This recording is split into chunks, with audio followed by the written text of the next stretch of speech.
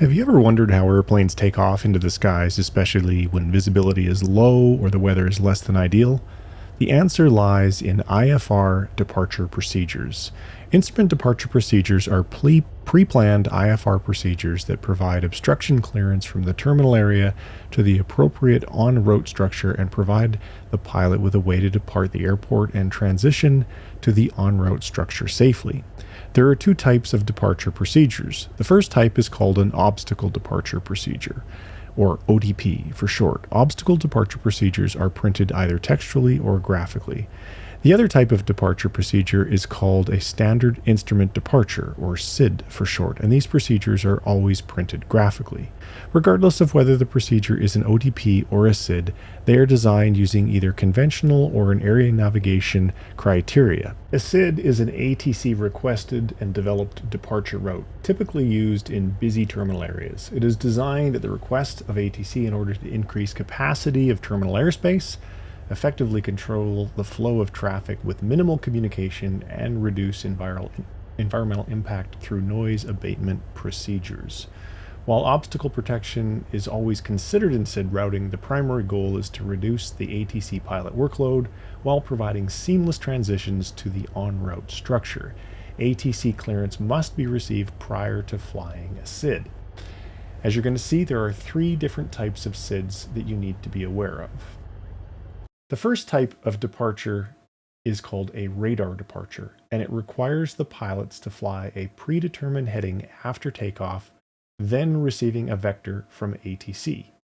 In the example you can see here, after departing runway 34, we'd fly a heading of 347 degrees until reaching an altitude of 4,000, at which time ATC would make radar contact with us and vector us on course, perhaps to one of the fixes on this plate. After being vectored to a fix, we'd then proceed on course and continue to follow further instructions from ATC. On page 2 of this plate, we're also provided with a set of text-based instructions that present the same information in a text format instead of a graphical format.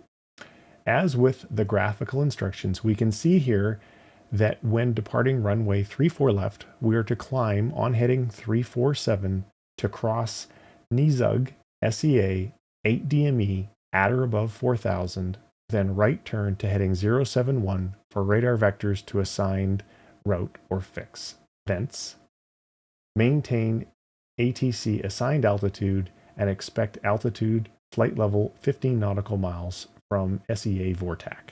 The second type of departure is called an RNAV departure, and you can always tell you're looking at an RNAV departure because it will contain the word RNAV in the name of the departure. Unlike a radar departure that is dependent upon ATC providing vectors to aircraft, the RNAV departure relies on the pilot to fly pre-planned routes. The main advantage of this type of departure is that it doesn't require nearly as much communication with ATC. In the route description you can see on the screen, we can see that if we are departing from runway 34 or 35, we are to climb on heading 353 to 5934, then climbing right turn direct to cross KID NG, however you say that, at or below 10,000, and then on track 106 to Piddle, then on track 107 to cross Apu at or above 14,000, then on track 110 to cross Epke at or above 15,000, thence on track 103 to Poison, then on transition to maintain flight level 230 or filed lower altitude, expect higher altitude 10 minutes after departure. If you prefer the graphical format, you can see here that much the same information, or exactly the same information rather, is provided in a graphical format for you to follow. If you're a ForeFlight user, loading up a procedure like this is actually quite easy to do. Simply tap Procedure, then tap on Departure, then look for the departure that you're looking for, in this case EPKI 7. Choose a transition. In this case, for our example today, we'll choose Doozy, and we're going to choose 3-4 left, and then you can add it to route. Now, if you happen to have the Jepson subscription, you can actually overlay the plate on the moving map for even more situational awareness. The third type of SID is called a hybrid departure. And on the screen here, you can see an example of the Rockies 5 departure from Denver. Unlike an RNAV departure, this departure doesn't have the routes drawn from the runways to the rest of the transition. Hybrid SIDs involve both radar vectors and pre-planned route transitions. And you can tell this is the case because in the bottom right, it says radar required. When being cleared by ATC for a departure like this, they're going to tell you both the name of the departure you're cleared to use, as well as which transition on the departure they would like you to use. You can also expect ATC to give you a radar vector right after departure. Then, upon radar contact, you can expect ATC to give you a clearance that will likely include an altitude to fly, as well as a fix to fly towards. Now let's take a look at the route description in text. As you can see in the red box, for all runways, aircraft are to fly the assigned radar vectors to the assigned route. Should communications be lost, the instructions are described in the blue box. And then down in the green box are the text-based descriptions for each transition, of which there are 6. Charted transition routes allow pilots to transition from the end of the basic SID to a location in the en route structure. Typically, transition routes fan out in various directions from the end of the basic SID to allow pilots to choose the transition route that takes them in the direction of the intended departure. A transition route includes a course, a minimum altitude, and a distance between fixes on the route. In order to fly a SID, the pilot must receive ATC clearance for the departure and the associated transition, and the clearance from ATC will include both the departure name and the transition. For example, Joel Pool 9 departure, College Station transition. Now let's take a look at the graphical description for each transition. As you can see, each of the 6 transitions is named: Meeker, Red Table, Blue Mesa, etc. And then in the green box, you can see that for a given transition, the heading, distance, and expected altitude are displayed. If you're taking off from a non-towered airport that you aren't familiar with, it's a very good idea to ensure that you understand the obstacle departure procedures. The term ODP is used to define procedures that simply provide obstacle clearance. ODPs are only used for obstruction clearance and do not include ATC-related climb requirements. In fact, the primary emphasis of ODP design is to use the least restrictive route of flight to the en route structure, or to facilitate a climb to an altitude that allows random IFR flight while attempting to accommodate typical departure routes.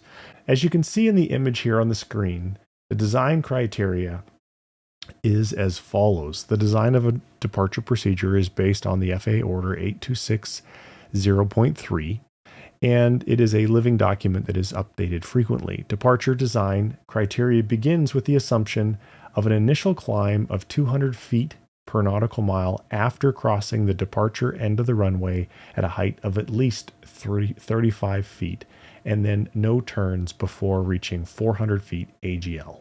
Now let's take a look at the takeoff minimums for Colorado Springs Municipal Airport.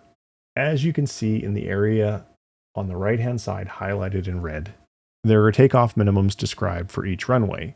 In the case of runway 31, the standard takeoff minimums are 260 feet per nautical mile until reaching an altitude of 7,300 feet.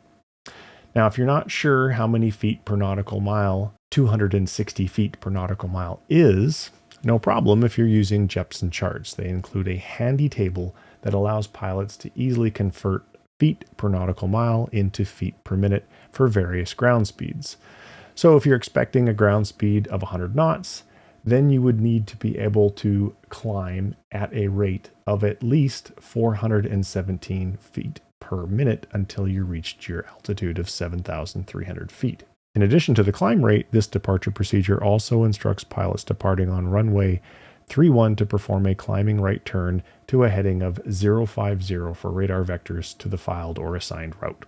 All right, that brings to a close my beginner's guide to departure procedures. If you have any questions or comments, make sure you please do leave those down below. And if you enjoyed this video, I would love it if you would smash that like button and leave a comment of some kind, because that helps YouTube to show the video to more people.